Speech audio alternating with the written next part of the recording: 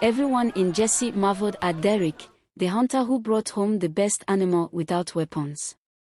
But when whispers of a dark secret began to spread, his wife's curiosity turned their home and lives into chaos. This is the story of Derek, a renowned hunter in the small village of Jesse. What set Derek apart wasn't just his success, it was his method. While other hunters armed themselves with guns, machetes, and traps, Derek ventured into the forest carrying nothing but a small pouch tied around his waist. Early in the morning, Derek and his friends would venture deep into the forest to hunt. Once in the bush, they would take different paths and reconvene later in the day. His friends toiled and combed the forest, but without a single animal in sight. They grew weary and frustrated. After countless fruitless attempts to catch even a bird, they decided to return to their meeting point. When they got there, their eyes widened in disbelief and their mouths dropped open. Derek was waiting for them with 2 fat deer by his side. "I've been waiting for you guys." "What happened?" he asked calmly. Anthony, the loudmouth of the group, shouted in excitement, "How did you kill this deer?" "I toiled, even went farther this time, but nothing. It's like all the animals went to a meeting today," he said sarcastically. Connor was speechless and stared in shock. "Is this the same forest we came to? Or are you playing with us?" he asked, unconvinced. Derek, sensing the direction of the conversation, interrupted, "Let's go home. I need to sell this. Don't feel bad about today's hunt, tomorrow will be better."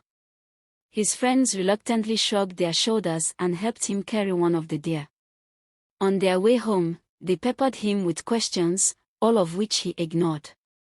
Day after day, Derek returned with the finest game, antelopes, wild boars, and even rare bush fowls. The villagers were baffled. How does Derek manage such feats, they wondered. Rumors began to swirl. Some said he was blessed by the forest spirits, others whispered that he possessed powers beyond human comprehension. One evening, Derek went to the farmer's market to sell his meat. The market was sparse, with few sellers due to the scarcity of bushmeat. Stalls were nearly empty, save for fresh fish, tomatoes, pepper, and other condiments. Meanwhile, Derek's stall had a long line of customers eager for his bushmeat. Derek's wife, Esther, a tailor and the women's vice president, roasted the meat herself before he took it to the market. Later that night, under a serene night sky with faint music playing in the background, Derek and Esther sat outside their house, enjoying a meal and some light conversation. "How was the market today, dear?" Esther asked with a mouth full of food. "It was great," Derek replied, smiling. They loved how dry the meat was. "By the way, what did you put in this soup? It's delicious." Before Esther could answer, Connor, one of Derek's friends, arrived unexpectedly. Good evening, oh." Connor greeted. Derek and Esther welcomed him warmly. "You came at the right time. Join us," Derek offered. "No, thank you. I just ate," Connor replied, sitting down. Esther, sensing his visit was unusual, excused herself to clear the table and went inside. Derek, still savoring the food, turned to Connor. "You don't look happy. Is there a problem?" he asked, concerned.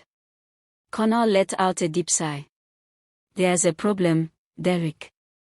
Our people say one cannot be in the river and have soap enter their eyes, it's impossible. That's why I've come to you for help," he whispered, leaning in closer. "How can I help you, my friend?" Derek asked, his eyes filled with commitment. Connor hesitated but finally blurted, "What do you do differently to catch so much bushmeat? You never carry a gun or set traps, yet you always come back with the best catch. Tell me, what's your secret?" Derek stiffened. He sighed, shook his head, and said, "What are you saying, Connor?" His tone turned cold. "I know it's not ordinary. I'm ready to do anything, go anywhere, to know the truth. Connor persisted. Derek snapped, "You're not serious, Connor. What do you mean by do anything? Where do you want to go?" "There's no secret to my hunting, I'm just lucky, that's all." Connor, now angry, got up abruptly and stormed out, leaving Derek pained and unsettled. The next day, Esther noticed that sales at the market were unusually slow. Her store, once bustling, was ignored by customers who now flocked to other vendors. Trying to reassure herself, she whispered, "It's just a bad day." Later, she headed to the market to buy foodstuffs. As she moved through the busy stalls, she felt a strange chill, as though someone was watching her. She shrugged off the feeling and approached a tomato vendor, but to her surprise, the woman refused to serve her, leaving Esther stunned. On her way back home, she waved and called out to her friends, Tigger and Kevway, but they slyly evaded her gaze, pretending not to notice. Her heart sank, but she tried to console herself. "The sun is too hot. Maybe they couldn't see me," she said, carrying on her way. That evening, while preparing dinner, Esther couldn't shake off the day's events. Derek walked into the kitchen and noticed her worried expression. "Why is your face sour like sport beans?" he teased. "Leave me alone, Joe," she said with a small smile. "What's bothering you, dear?" he asked. Esther hesitated but eventually said, "Today wasn't my day at all." Derek, though aware of her distress, chose not to press further. The following morning, before dawn, Derek and Esther woke to loud, persistent knocking on their door. "Who is that trying to break my door at this hour?" Derek muttered, half asleep. He made his way to the door, hesitated, then opened it. "What couldn't wait till daybreak?" he asked, holding back his anger. Standing outside was Chibike, a village elder. Without pleasantries, he announced, "The village elders and youths have summoned you to a meeting later today." With that, Chibike turned and left without offering any explanation. Esther, half awake, appeared in the living room. "Who was that?" she asked, yawning. "No one," Derek replied, brushing off her question. At the village square, the elders, youths, and concerned villagers had gathered, eager for answers about Derek's hunting prowess. Before his arrival, whispers and speculations filled the air. Connor and Anthony were present, both curious and frustrated. When Derek finally appeared, the murmurs stopped, and the crowd grew silent. An elder, known as Gramps, addressed him. "My son, we are all gathered here because of you. We, as a community, want to know how you do it, going into the forest without weapons and coming back with the finest game. What is your secret?" Derek cleared his throat. "I don't understand what you're saying, Gramps. There's no secret to my hunting. I've just been lucky." Connor, unable to contain his anger, stood up and pointed at Derek. "That's a lie. Who do you think you're fooling? We aren't children here." Anthony tried to calm the tension. "Connor, this isn't the place for this. Derek is our friend." The meeting ended with no resolution, and the villagers left in small groups, grumbling about Derek's refusal to share his secret. Anthony stayed back to plead on Connor's behalf, but Derek simply smiled and walked away. At home, Esther noticed her husband's demeanor had changed. "How was the meeting?" she asked cheerfully, but Derek walked inside without responding, leaving her puzzled and hurt. As the whispers grew louder, so did the pressure on Derek and his family. His wife, Esther, bore the brunt of the villagers' suspicion. Sunday came, and Jesse was alive with its usual vibrancy.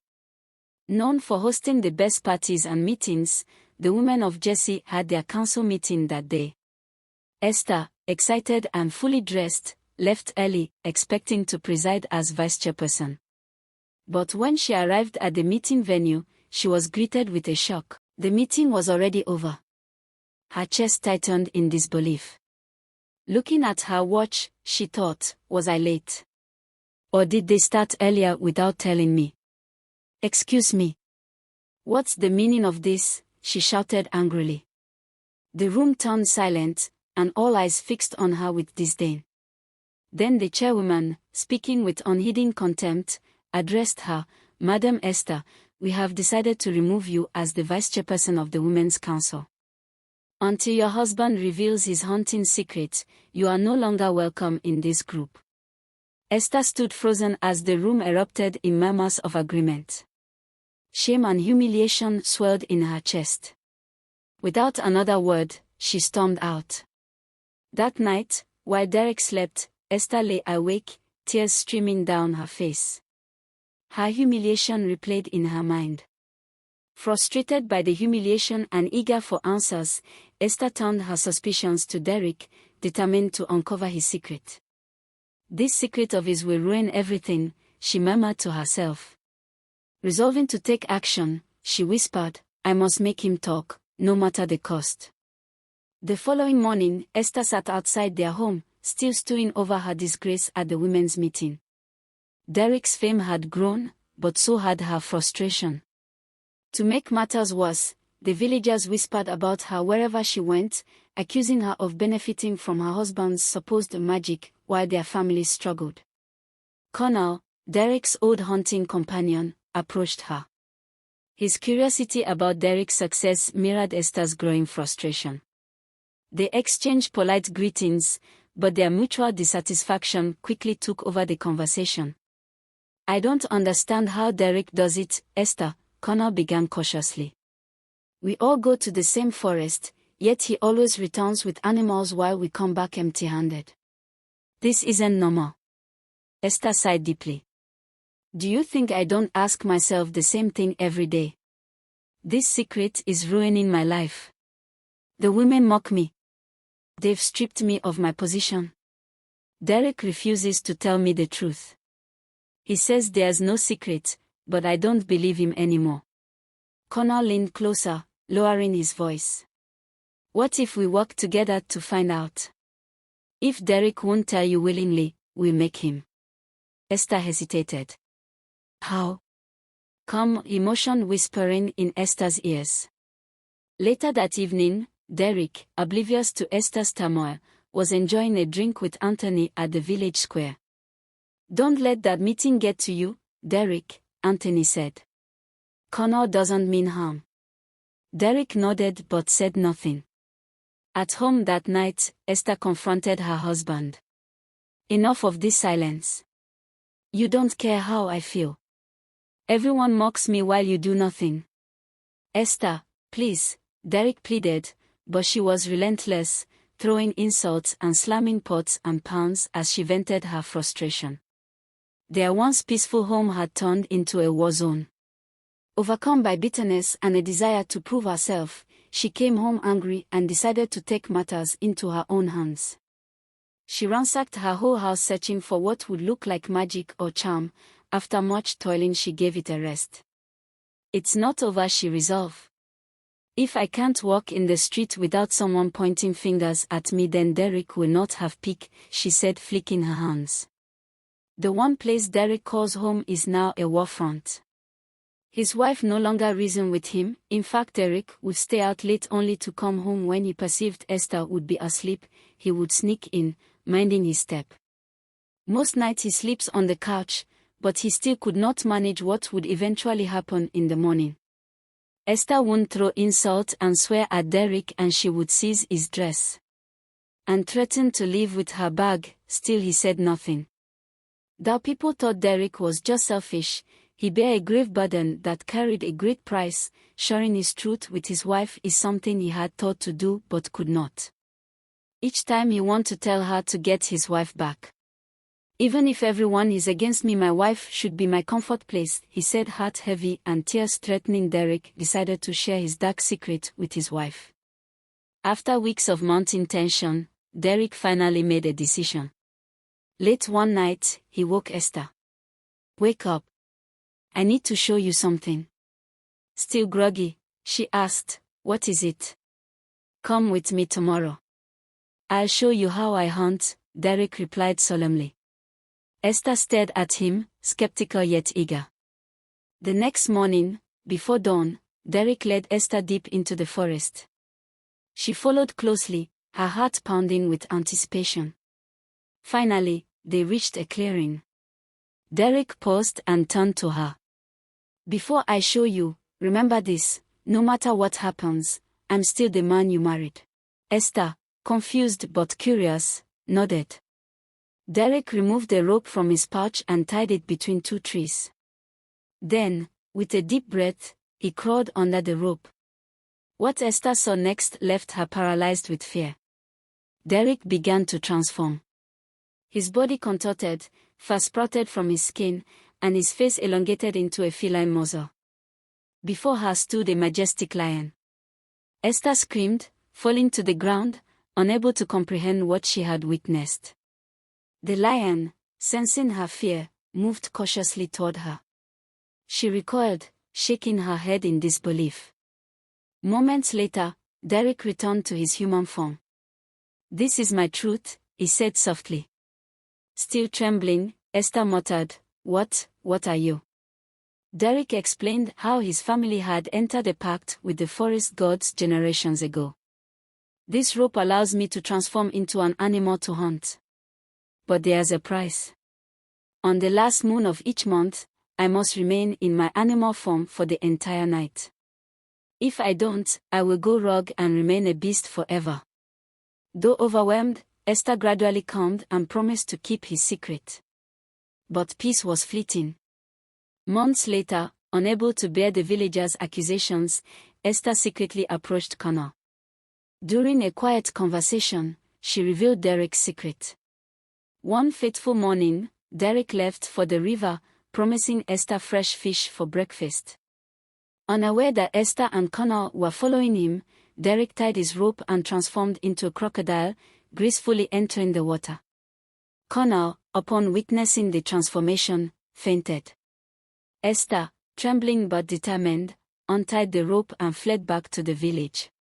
When Derek emerged from the river with fish in his jaws, he searched frantically for his rope, but it was gone.